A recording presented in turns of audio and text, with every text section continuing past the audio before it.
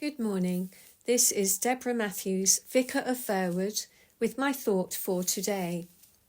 I hope that you have all had a happy Christmas and a good start to the new year. New Years are always markers of time and usually markers of memories and of new plans, good intentions and hope for the future.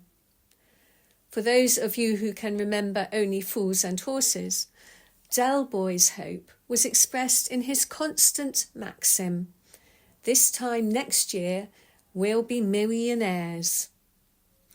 And another thought that comes to mind is from the character Sonny Kapoor, the manager of the Best Exotic Marigold Hotel, as he deals with helping his guests to settle into the rather dilapidated hotel, which isn't quite what they were expecting.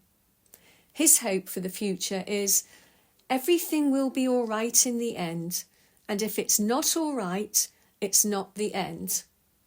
I particularly like that one, and I have been heard to say it quite a few times. We often come up with some unlikely ideas as we approach midnight on the last day of the year, although having a more realistic plan for the new year will most likely prove to be more fruitful. It's always best to be hopeful rather than being despondent or discouraged by the things that we feel we cannot change. But this doesn't mean that we can ignore those things, the things that need to be healed or refreshed. Because there is always something we can do to help a situation.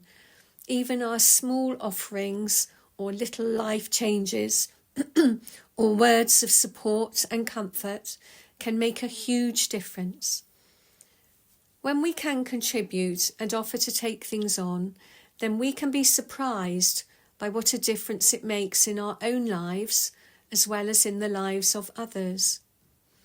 Whenever I have taken something on because I felt that I should, I have been astounded at the joy I have received back. I have always received more than I feel that I have given. Yesterday, I conducted the first wedding of 2025 at St. Michael's.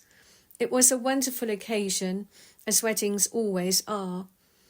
But it was particularly lovely to be able to conduct the marriage of those who have grown up in a church. We held a Eucharist within the marriage service, which made it very special. In the service, the bridegroom read the letter of St. Paul, addressed to the church in Corinth, written in the 1st century after Christ. This reading is often used at weddings because Paul is writing about love. He describes love as patient and kind. It bears all things, believes and hopes and endures all things. But it is not envious, boastful or arrogant. It is not irritable or resentful, and it does not insist on its own way. This reading is powerful because it makes us think about love in a broader and deeper way. Love is not just about the overbrimming of happiness that most of us experience on our wedding day, although that, of course, is very important. But it needs the work of a lifetime. We need to look at ourselves and think about Paul's words every time we read them. Quite often I think about how I like to get my own way, hopefully not being too insistent.